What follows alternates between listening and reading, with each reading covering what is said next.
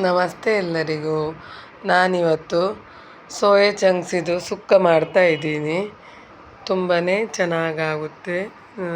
ಕೋಳಿ ಸುಕ್ಕಕ್ಕೆ ಯಾವ ರೀತಿ ಮಸಾಲ ರೆಡಿ ಮಾಡ್ತೀವಿ ಅದೇ ರೀತಿ ಮಾಡ್ಬೋದು. ತುಂಬಾ ಟೇಸ್ಟಾಗಿ ಚೆನ್ನಾಗಾಗುತ್ತೆ.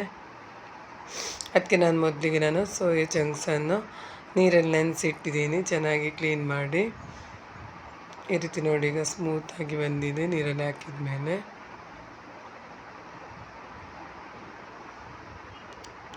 ಮೊದಲಿಗೆ ಅದು ಈ ರೀತಿ ಇರುತ್ತೆ, ಗಟ್ಟಿಯಾಗಿ ಇರುತ್ತೆ. ಆಮೇಲೆ ಅದು ನೀರಿಗೆ ಹಾಕಿದ ಮೇಲೆ ತುಂಬಾ ಸ್ಮೂತಾಗಿ ಬರುತ್ತೆ. ನೀರಲ್ಲಿ ನೆನೆಸಿಡಬೇಕು. ಬಿಸಿನೀರಲ್ಲಿ ಹಾಕಿದರೂ ಆಗುತ್ತೆ, ನಾರ್ಮಲ್ ನೀರಲ್ಲೂ ಹಾಕಿದರೆ ಆಗುತ್ತೆ. ನಾರ್ಮಲ್ ನೀರಲ್ಲಾದರೆ ಸ್ವಲ್ಪ ಜಾಸ್ತಿ ಹೊತ್ತು ನೆನೆಸಿಡಬೇಕು. ನೋಡಿ, ಇದು ಮೊದಲಿಗೆ ಅದು ಗಟ್ಟಿಯಾಗಿರುತ್ತೆ. ಈಗ ನಾನು ಆಗಲೇ ನೆನೆಸಿಟ್ಟು ತುಂಬ ಹೊತ್ತಾಗಿತ್ತು. ಈಗ ಎಲ್ಲ ಚೆನ್ನಾಗಿ ಹಿಂಡಿ ಎಲ್ಲ ಅದರ ನೀರೆಲ್ಲ ಹಿಂಡಿ ಈಗ ಒಂದು ಪಾತ್ರೆಗೆ ಹಾಕಿ ಅದಕ್ಕೆ ನಾನು ಮೊಸರು ಹಾಕ್ತಾಯಿದ್ದೀನಿ. ಆಮೇಲೆ ಉಪ್ಪನ್ನು ಹಾಕ್ತಾಯಿದ್ದೀನಿ. ಆಮೇಲೆ ಸ್ವಲ್ಪ ಅರಶಿನದ ಪುಡಿ ಮತ್ತು ಮನೆಯಲ್ಲೇ ಮಾಡಿರುವಂತಹ ಮಸಾಲ ಪುಡಿಯನ್ನು ಕೂಡ ಹಾಕ್ತಾಯಿದ್ದೀನಿ. ಆಮೇಲೆ ಚೆನ್ನಾಗಿ ಮಿಕ್ಸ್ ಮಾಡಿಕೊಳ್ಬೇಕು.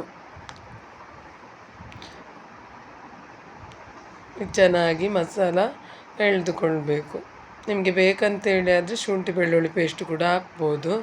ನಾನೀಗ ಹಾಕ್ತಿಲ್ಲ, ಮತ್ತು ನಾನು ಮಿಕ್ಸಿ ಮಾಡುವಾಗ ಹಾಕ್ತೇನೆ, ಗ್ರೈಂಡ್ ಮಾಡುವಾಗ, ಮಸಾಲ ರುಬ್ಬಿಕೊಳ್ಳುವಾಗ. ಈಗ ಇಷ್ಟೇ, ನಾನು ಮೊಸರು, ಮನೆಯಲ್ಲೇ ಮಾಡಿರುವಂಥ ಮಸಾಲ ಪುಡಿ ಮತ್ತು ಅರಶಿನ, ಉಪ್ಪು ಹಾಕಿ ಮಿಕ್ಸ್ ಮಾಡಿ ಒಂದು ಸೈಡಿಗೆ ಒಂದು ಅರ್ಧ ಗಂಟೆ ಆದರೂ ಇಡ್ತೇನೆ. ಯಾಕೆಂದರೆ ಅಲ್ಲಿವರೆಗೆ ಮಸಾಲೆ ಎಲ್ಲ ರೆಡಿ ಆಗಬೇಕಲ್ಲ, ಅಲ್ಲಿವರೆಗೆ ಅದು ನೆನೆಯುತ್ತದೆ. ಎಷ್ಟು ಹೊತ್ತು ಜಾಸ್ತಿ ಇಟ್ಟರೂ ಏನಾಗಲ್ಲ, ಚೆನ್ನಾಗಿ ಟೇಸ್ಟ್ ಚೆನ್ನಾಗಿ ಬರುತ್ತೆ. ಈಗ ನಾನು ಮಸಾಲ ರುಬ್ಬಲಿಕ್ಕೆ ರೆಡಿ ಮಾಡ್ತಾಯಿದ್ದೀನಿ. ಅದಕ್ಕೆ ಈಗ ಒಂಚೂರು ತೆಂಗಿನ ಎಣ್ಣೆ ಹಾಕ್ತಾಯಿದ್ದೀನಿ ಪ್ಯಾನಿಗೆ. ಆಮೇಲೆ ಈರುಳ್ಳಿ ಹಾಕಿ ಫ್ರೈ ಮಾಡ್ಕೊಳ್ತಾ ಇದ್ದೀನಿ. ಈರುಳ್ಳಿ ಚೆನ್ನಾಗಿ ಫ್ರೈ ಮಾಡಿಕೊಳ್ಬೇಕು. ಆಮೇಲೆ ಶುಂಠಿ ಬೆಳ್ಳುಳ್ಳಿ ಜಾಸ್ತಿ ಹಾಕಬೇಕಂತ ಇಲ್ಲ, ಸ್ವಲ್ಪ ಹಾಕಿದರೆ ಆಯಿತು. ನಾನು ಬೆಳ್ಳುಳ್ಳಿ ಮತ್ತು ಶುಂಠಿಯನ್ನು ಹಾಕ್ತಾಯಿದ್ದೀನಿ. ಈಗ ಸಣ್ಣದಾಗಿ ಕಟ್ ಮಾಡಿ ಅದಕ್ಕೆ ಈಗ ಹಾಕ್ತಾಯಿದ್ದೀನಿ ಈರುಳ್ಳಿ ಜೊತೆನೆ.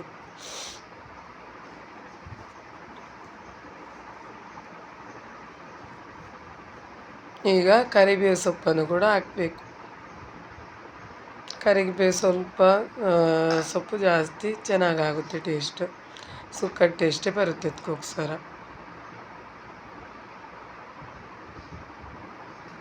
ಇದನ್ನ ರುಬ್ಬೋ ಮಸಾಲೆ ಎಷ್ಟು ಚೆನ್ನಾಗಿ ಫ್ರೈ ಆಗುತ್ತೆ ಅಷ್ಟು ಚೆನ್ನಾಗಿ ಮಸಾಲ ಚೆನ್ನಾಗಿ ಬರುತ್ತೆ, ಟೇಸ್ಟ್.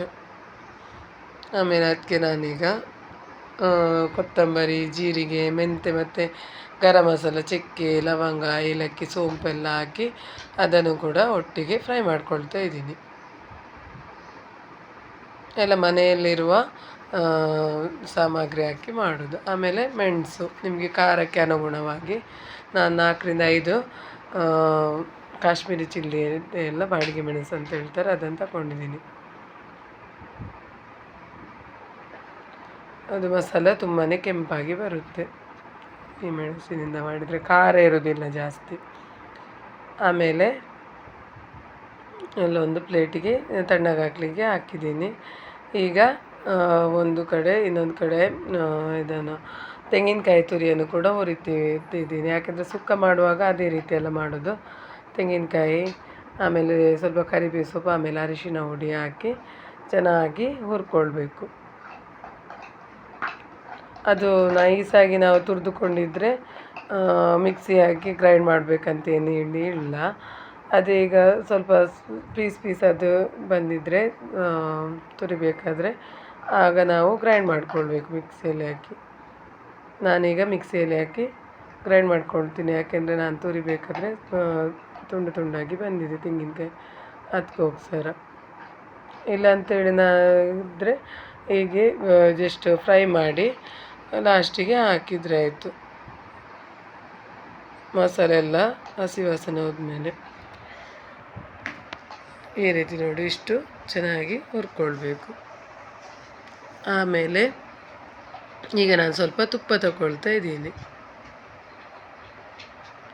ಪಾತ್ರೆ ಬಿಸಿ ಆದಮೇಲೆ ತುಪ್ಪ ಹಾಕಿ ಆಮೇಲೆ ಅದಕ್ಕೆ ನಾನೀಗ ಈರುಳ್ಳಿಯನ್ನು ಹಾಕಿಕೊಳ್ತಾ ಇದ್ದೀನಿ. ಈರುಳ್ಳಿ ಕೂಡ ಚೆನ್ನಾಗಿ ಫ್ರೈ ಮಾಡಬೇಕು. ಆಮೇಲೆ ಸ್ವಲ್ಪ ಕರಿಬೇವು ಸೊಪ್ಪು. ಈರುಳ್ಳಿ ಚೆನ್ನಾಗಿ ಫ್ರೈ ಮಾಡಿಕೊಳ್ಬೇಕು, ತುಪ್ಪದಲ್ಲಿ ಚೆನ್ನಾಗಿ ಫ್ರೈ ಮಾಡಿ. ಈಗ ಇದು ಫ್ರೈ ಆಗ್ತಿರುವಾಗ ಈ ಕಡೆ ಆಗಲಿ ನಾನು ಮಸಾಲೆ ಎಲ್ಲ ಹುರಿದಿಟ್ಕೊಂಡಿದ್ದೆ ನೋಡಿ, ಅದಕ್ಕೆ ಸ್ವಲ್ಪ ಹುಣಸೆ ಹುಳಿ ಹಾಕಿ ಮಿಕ್ಸಿಯಲ್ಲಿ ಗ್ರೈಂಡ್ ಮಾಡ್ಕೊಳ್ತೀನಿ. ಇಲ್ಲಿ ಈರುಳ್ಳಿ ಕೂಡ ಫ್ರೈ ಆಯ್ತು, ಅದಕ್ಕೆ ನಾನೀಗ ಟೊಮೊಟೊವನ್ನು ಹಾಕಿಕೊಳ್ತಾ ಇದ್ದೀನಿ.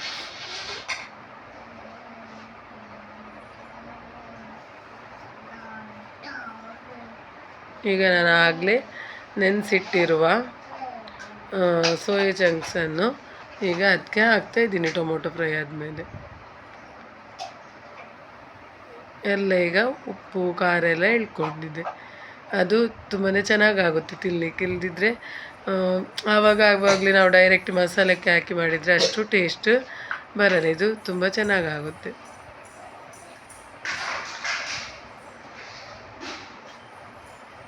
ಹೀಗೆ ಇದನ್ನು ಬೇಯಲಿಕ್ಕೆ ಬಿಡಬೇಕು.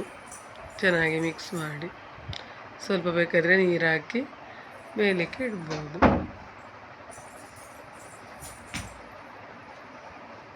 ಬೇಯಲಿಕ್ಕೂ ಅಷ್ಟು ಜಾಸ್ತಿ ಟೈಮ್ ತಗೊಳ್ಳಲ್ಲ.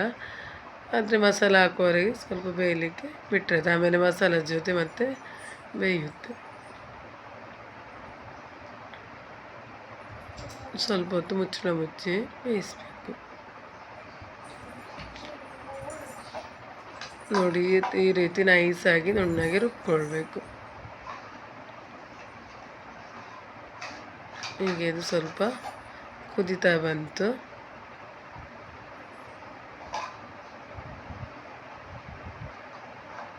ಈಗ ಇದಕ್ಕೆ ಮಸಾಲ ಹಾಕ್ಬೋದು. ಹಾಕಿ ಆಮೇಲೆ ಇದು ಮಸಾಲ ಜೊತೆನ ಮತ್ತೆ ಬೇಯುತ್ತೆ. ಎಲ್ಲ ಮಸಾಲೆ ಎಲ್ಲ ಚೆನ್ನಾಗಿ ಎಳ್ಕೊಳ್ಳುತ್ತೆ.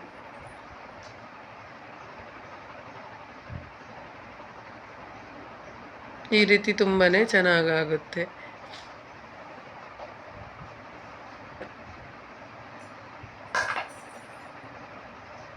ಬೇರೆ ಮಸಾಲೆ ಈಗ ಎಲ್ಲ ನಾವು ಮೊಟ್ಟೆ ಹಾಕಿ ಈ ರೀತಿ ಎಲ್ಲ ಮಾಡ್ತೀವಲ್ಲ, ಅದಕ್ಕಿಂತ ಸಿಂಪಲ್ಲಾಗಿ ಈ ರೀತಿ ಎಲ್ಲ ಫ್ರೈ ಮಾಡ್ತೀವಿ ಒಂದೊಂದು ಕಬಾಬ್ ಥರ. ಅದಕ್ಕಿಂತ ಈ ರೀತಿ ಸುಕ್ಕ ಥರ ಮಾಡಿದರೆ ತುಂಬಾ ಟೇಸ್ಟ್ ಆಗುತ್ತೆ. ಒಂದು ಡಿಫ್ರೆಂಟಾಗಿ ಟೇಸ್ಟಾಗಿ ಬರುತ್ತೆ. ಮಾತ್ರ ನಾವು ಮೊದಲು ಸ್ವಲ್ಪ ಮೊಸರು, ಮೆಣಸಿನ ಹುಡಿ, ಉಪ್ಪೆಲ್ಲ ಹಾಕಿ ನೆನೆಸಿಡಬೇಕು ಒಂದು ಅರ್ಧ ಗಂಟೆ ಆದರೂ. ಆಗ ತುಂಬಾ ಚೆನ್ನಾಗಿ ಬರುತ್ತೆ. ಈಗ ಇದು ಮಸಾಲದು ಕೂಡ ಕುದಿಲಿಕ್ಕೆ ಬಿಡ್ತಾಯಿದ್ದೀನಿ ನಾನು ಮುಚ್ಚಳ ಮುಚ್ಚಿ. ಈಗ ನಾನು ಆಗಲೇ ತೆಂಗಿನಕಾಯಿ ಫ್ರೈ ಮಾಡಿಟ್ಕೊಂಡಿದ್ದೆ ನೋಡಿ, ಅದನ್ನೀಗ ಮಿಕ್ಸಿಗೆ ಹಾಕ್ತಾಯಿದ್ದೀನಿ.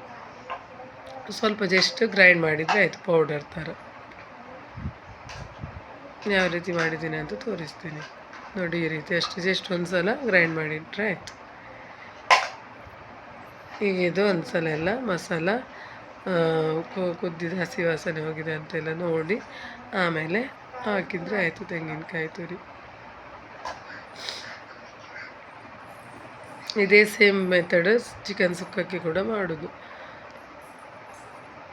ಒಂದು ಸಲ ನೋಡಬೇಕಾದ್ರೆ ಚಿಕನ್ ಸುಕ್ಕ ಅಂತ ಗೊತ್ತಾಗಲ್ಲ, ಅಷ್ಟು ಚೆನ್ನಾಗಿ ಟೇಸ್ಟ್ ಬಂದಿರುತ್ತೆ. ನೀವು ಕೂಡ ಒಂದು ಸಲ ಟ್ರೈ ಮಾಡಿ ನೋಡಿ ಯಾವ ರೀತಿ ಬಂದಿದೆ ಅಂತೇಳಿ ಕಮೆಂಟ್ ಮಾಡಿ. ಉಪ್ಪು ಸ್ವಲ್ಪ ಸಪ್ಪೆದಕ್ಕೆ ಸ್ವಲ್ಪ ಉಪ್ಪು ಹಾಕಿದೆ ನಾನು, ಟೇಸ್ಟ್ ನೋಡಿ ಮತ್ತೆ ಮಧ್ಯದಲ್ಲಿ ಹಾಕ್ಬೋದು.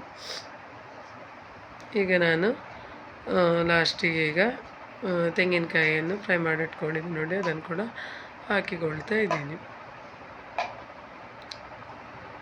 ಆಮೇಲೆ ಮತ್ತೆ ಸ್ವಲ್ಪ ಹೊತ್ತು ಹಾಗೆ ಬಿಡಬೇಕು ಅದನ್ನು ಮಿಕ್ಸ್ ಮಾಡಿ.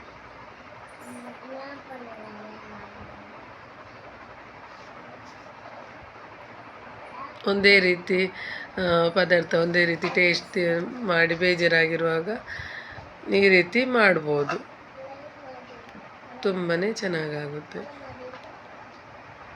ಈಗ ಚೆನ್ನಾಗಿ ಮಿಕ್ಸ್ ಮಾಡಿಕೊಂಡು ಸ್ವಲ್ಪ ಹೊತ್ತು ಮತ್ತೆ ಬಿಸಿ ಆಗಲಿಕ್ಕೆ ಬಿಡಬೇಕು, ಕುದಿಲಿಕ್ಕೆ. ಒಂದು ಸ್ವಲ್ಪ ಮುಚ್ಚಿಟ್ಟು ಒಂದು 2-3 ನಿಮಿಷ ಬಿಟ್ಟಿದ್ದೀನಿ ಹಾಗೆ.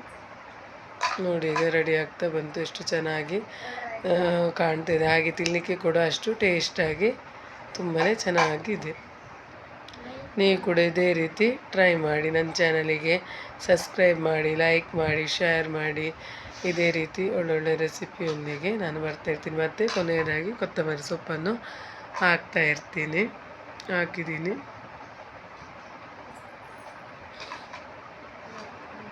ತುಂಬಾ ಚೆನ್ನಾಗಿ ಆಗುತ್ತೆ. ನಾನಿಷ್ಟು ಟೇಸ್ಟಾಗಿ ಬರುತ್ತೆ ಅಂತೇಳಿ ಅಂದ್ಕೊಂಡಿರಲಿಲ್ಲ. ತುಂಬಾ ಟೇಸ್ಟಾಗಿ ಬಂದಿದೆ. ನೋಡಿ ಎಷ್ಟು ಚೆನ್ನಾಗಿ, ನೋಡಲಿಕ್ಕೆ ಚಿಕನ್ ಸುಕ್ಕ ಥರನೇ ಕಾಣ್ತದೆ. ತಿನ್ನಬೇಕಾದ್ರೆ ಮಾತ್ರ ಗೊತ್ತಾಗೋದು. ತುಂಬಾ ಚೆನ್ನಾಗಾಗುತ್ತೆ. ಓಕೆ ಫ್ರೆಂಡ್ಸ್, ನನ್ನ ಚಾನಲಿಗೆ ಸಬ್ಸ್ಕ್ರೈಬ್ ಮಾಡಿ, ಲೈಕ್ ಮಾಡಿ, ಶೇರ್ ಮಾಡಿ, ಕಮೆಂಟ್ ಮಾಡಿ. ಇದೇ ರೀತಿ ನನ್ನ ಚಾನಲಿಗೆ ಸಪೋರ್ಟ್ ಮಾಡ್ತಾಯಿರಿ. Okay friends, take care, bye ಬಾಯ್.